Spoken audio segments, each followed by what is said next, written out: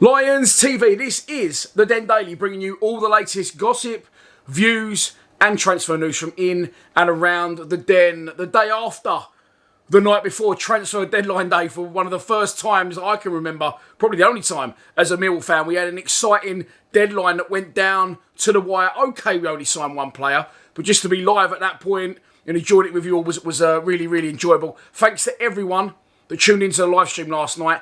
We had over 12,000 views, got over 50 subscribers from the stream alone. And some great donations. I've done some giveaways. And it was just a really, really enjoyable night. And it topped off nicely with like 10 minutes from the death, us signing someone. Of course, thanks to Big Kev Toomey, Regal Elevators, our sponsor, for joining us live during a netball match. At one point, Kenny came in late doors after a meal. And in between, my mum rang up and was drunk and asked her opinions on Rowett, in or out. She, of course, had no idea what I was talking about and said, "What, Ronaldo?"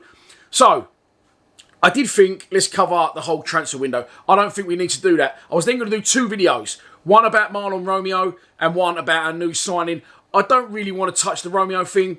I have put a video out about Romeo already around the rumours that he was going to join Pompey, and he did. There was late interest from Ipswich and Sunderland apparently, but Portsmouth got it over the line and signed him on loan until the end of the season. Gary Rowett giving the stipulation, the reason that Romeo wanted out was because a lack of first-team football opportunities, playing second fiddle to Danny McNamara. So Romeo's gone on loan to the end of the season, and as I said, there is a video out about that and my thoughts on him leaving the club, because as I said in the video, and I got that one right, that I didn't think he could play for us again.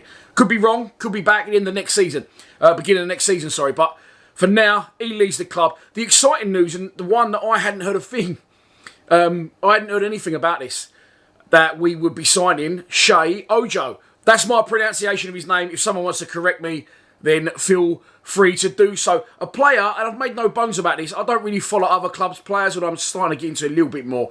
I really care about Millwall players, and if you're at a club, I'll follow you until the cows come home. But if you're not a Millwall player, I don't really follow it outside of that. I definitely don't follow Premier League football. So, when I saw the news from Richard Cowley late last night, a bottle of red down as well, by the way, trying to pronounce Sheyi Ojo wasn't the easiest job of the evening. So, what do we know about Ojo?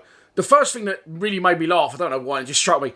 I could just picture the gaffer on the phone to Big Jurgen at the other end of the phone at Anfield, trying to convince him to let Sheyi Ojo come to us. He's had a very, what I'd say, interesting Wikipedia page. Let's take a look at it. So first off, he's 24 years old and he's a Liverpool player. He's been a Liverpool player for a long, long time, as you can see.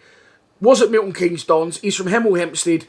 But he went to Liverpool in 2011 and was a youth team player there until 2015. He then turned pro. So he's been pro for 6 years at Liverpool. But he's only played 8 games. The question that I would like to know is the answer to the question, why is he still at Liverpool? Do they see something in him? Surely not. He's 24 years old. But they keep giving him new contracts, or he's obviously dined out off a very long contract previously given to him. But look, he looks like a talent. When a Cardiff fan come on the chat last night and said he is quick, direct, and exciting, 3 things, he's striking me. I'm not trying to, put a downer on things, because I think he looks like a very good player. He done well last year at Cardiff, which we'll get into shortly.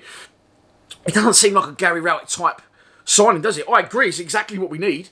We all been saying it, myself and you, everyone included. We need players that are more direct. We need players that are prepared to take players on and that can get out the pitch a lot fucking quicker than our current players do. So I think it's a very good signing, and I think we've done well to get him. Interestingly, he was signed by Neil Harris for Cardiff. So Harris likes to play the Millwall way. He did at Cardiff as well before he lost his job.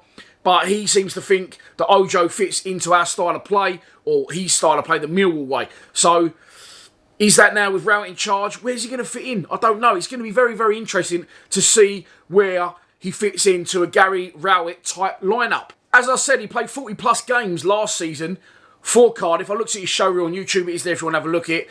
Putting in a lot of good balls for Kelliher Moore to get on the end of. Now, we haven't got Kelliher Moore, of course, have we? We've got a Matt Smith, but not all high balls into the box. He can score a goal as well. And he's had a good career. I said he's been a few places. The other question I would like to ask is, as well as why is he still at Liverpool, is Why have none of these clubs that he's been at bought him?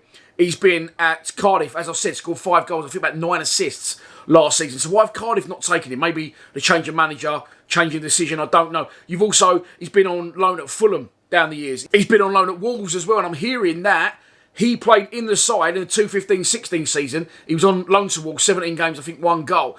He was in the Wolves side with George Saville, with Benicophobe, and with Jed Wallace in the 215-216. So maybe Rowitz had a couple of players come to him and say, look, we can get this guy. It's a great scoop for the club. Make no mistake, deadline day, Romeo goes out, frees up some bunts, and in comes a Liverpool player. Potentially, if he did well, could we try and sign him on a permanent? Would his contract run out and we can bring him in? It's very exciting. I'm not sure exactly where he plays. I'm hearing he's left-footed. Sorry, I know he's a forward-thinking player. Maybe he can play anywhere across that line of 3, in behind a 1. Of course, people were panicking when he come in. Oh, that's it, we're going to lose Jed. Jed Wallace staying, and this is a video about Ojo, but Jed Wallace staying for me was the best deal of the transfer window. It's like signing another player. We desperately need to keep hold of him until the end of the season, when I feel personally, and I'm just my opinion as a fan, that I think Jed will probably leave for free and go somewhere and get the wages that he wants.